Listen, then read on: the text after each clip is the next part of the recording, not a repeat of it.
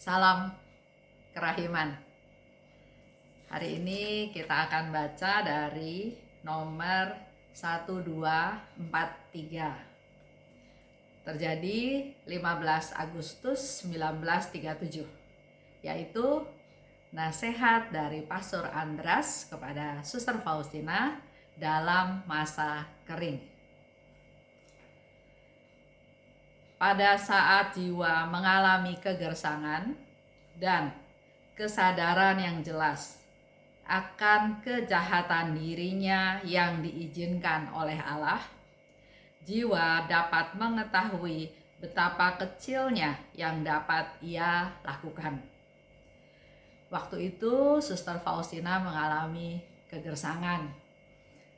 Dia meminta nasihat Pastor Andras, dan Pastor Andras memberikan satu nasihat pada saat jiwa mengalami kegersangan. Jadi kalau Bapak Ibu kita semua pernah mengalami atau bahkan sedang mengalami masa kegersangan, itu adalah masa yang biasa dialami oleh setiap orang sebetulnya. Dan nasihat Pastor Andras adalah pada saat jiwa mengalami kegersangan, justru malah kita memperoleh kesadaran yang lebih jelas betapa kita ini jahat, betapa kita ini berdosa, betapa kita ini mengecewakan Tuhan. Jiwa dapat mengetahui betapa kecilnya yang ia dapat lakukan. Jadi dalam masa kegersangan, mengevaluasi diri, melihat diri, dan ini diizinkan oleh Allah, kita bisa melihat betapa kecilnya kita, betapa tidak berdayanya kita, betapa kita memang tidak bisa apa-apa. Semua itu akan mengajarkan kepadamu betapa tingginya engkau harus menghargai rahmat-rahmat Allah. Melalui peristiwa itu, seperti yang sering saya katakan, kalau kita mengalami masalah, mengalami kegagalan, mengalami tantangan, mengalami masalah, di balik setiap peristiwa tersebut, apakah penderitaan, apakah kegagalan, banyak hal ya, ternyata selalu ada benefit, selalu ada pencerahan baru yang kita terima. Di sini Pastor Andras katakan, dengan peristiwa tersebut mengajar kita semua bahwa betapa tingginya engkau harus menghargai rahmat-rahmat Allah. Karena kita merasa enggak berdaya, merasa sangat kecil, maka segala hal yang kita dulu-dulu bisa lakukan, bukan pada masa gersang, masa jaya, masa sehat, masa sepertinya semuanya penuh dengan sukacita dan apa yang kita inginkan semuanya terkabul, terlaksana, itu semata-mata karena rahmat Tuhan. Pada saat kita tidak berdaya, pada saat gersang, pada saat kita tidak bisa lakukan apa-apa, justru pada saat itulah kita diberi kesadaran betapa kita harus sangat-sangat menghargai rahmat-rahmat dari Tuhan. Kedua, kesetiaan dalam semua latihan dan tugas, kesetiaan dalam segala sesuatu haruslah sama seperti pada saat sukacita. Tadi nasihat yang pertama. Sekarang nasihat yang kedua dari Pastor Andras adalah di mana jangan sikap kita dipengaruhi oleh situasi, keadaan, masalah, atau apa yang sedang kita hadapi. Masa senang, masa susah, masa menderita, masa sehat, masa sakit, masa sukacita, masa dukacita, harusnya kita bisa belajar dengan menyikapinya dengan sikap yang sama. Yang biasa kita lakukan, kalau kita bergembira, kalau kita sukacita, pasti tertampil dari raut wajah kita ya. Sukacita, gembira, bersukacita, berseri-seri, senyum, tertawa. Tapi pada saat kita mengalami penderitaan, pada saat kita mengalami susah, biasanya juga orang bisa melihat keadaan kita dari raut wajah kita, dari sikap kita. Kok hari ini muka kamu kusut? Kok seperti orang sakit? Kok nggak semangat? Dan lain-lain.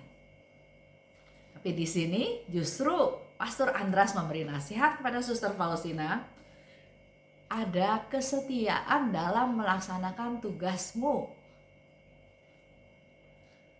Harus setia dalam segala sesuatu dan haruslah sama melakukannya, melaksanakannya, menyikapinya pada saat kamu bersukacita.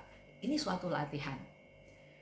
Memang susah, tapi justru melalui masa gersang, melalui hal-hal tersebut, kita dilatih untuk bisa merubah mindset kita bahwa jangan sampai hidup kita dipengaruhi oleh situasi, keadaan, masalah yang kita hadapi. Sikap kita harusnya sama. Dalam kegersangan, dalam sukacita, sikap tugas melaksanakannya dengan sama, bukan berbeda. Ketiga, dalam kaitan dengan masalah, yaitu masalah di mana Suster Faustina bertanya tentang permintaan Yesus untuk membuat atau membentuk kongregasi. Tunggu sebentar, kata Pastor Andras. Bersikaplah setia mutlak pada Uskup Agung.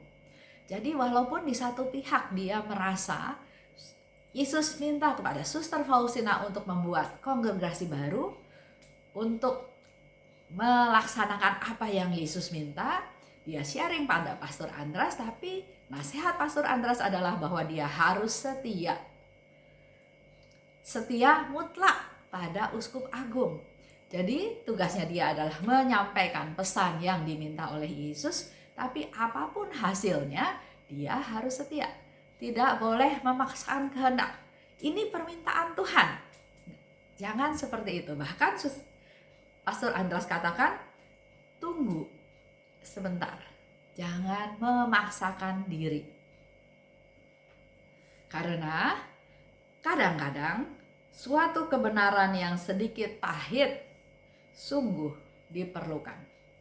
Suatu kebenaran yang sungguh pahit sungguh diperlukan. Nah, kalau lihat dari ceritanya Suster Faustina, saya merasa bahwa di satu pihak Yesus minta kepada Suster Faustina untuk membuat kongregasi baru yang dimengerti oleh Suster Faustina pada saat itu. Dan dia sangat ingin menyenangkan Yesus. Jadi apapun yang diminta dia ingin bisa melaksanakannya. Tapi pada waktu dia bercerita, dia sharing baik kepada Bapak Pengakuan, bahkan mungkin kepada sampai ke Uskup Agung. Di sini dikatakan setia mutlak pada Uskup Agung. Jadi kalau keputusannya tidak, ya tidak. Enggak boleh memaksakan kehendak. Walaupun Suster Faustina bisa bilang bahwa ini Yesus yang minta. Dan kesimpulan terakhir tadi mungkin juga berguna buat kita semua. Kadang-kadang suatu kebenaran yang sedikit pahit sungguh diperlukan. Penolakan atau tidak disetujui atau belum disetujui oleh Bapak Uskup itu kan juga sebagai suatu penolakan. Bisa saja pengalaman ini mengalami perasaan atau pahit ya, karena dia ingin mengajukan sesuatu tapi permintaannya ditolak. Tapi inilah justru yang dikatakan oleh Pastor Andras, kadang diperlukan, sungguh diperlukan. Begitu pula mungkin dalam hidup kita sehari-hari. Kita dalam pekerjaan mengusulkan sesuatu kepada atasan, membuat strategi, apakah strategi marketing, apakah strategi yang lain ya. Mengusulkan sesuatu yang menurut kita itu sudah yang terbaik. Pada waktu diajukan kepada atasan, belum tentu atasannya terima. Atasannya bisa cuek, bisa acuh tak acuh, bisa bilang itu mah gak bakalan berhasil, atau nanti saya pikirkan lagi, tapi ada penolakan. Nah, penolakan tersebut bukan sesuatu yang jelek, tapi justru melalui penolakan tersebut kita mungkin bisa menjadi lebih detail lagi memikirkan usulan tersebut, lebih step by step, lebih berpikir lebih besar, apa resikonya, apa yang bisa terjadi sebaliknya bila hal ini tidak terlaksana, dan ya banyak hal ya.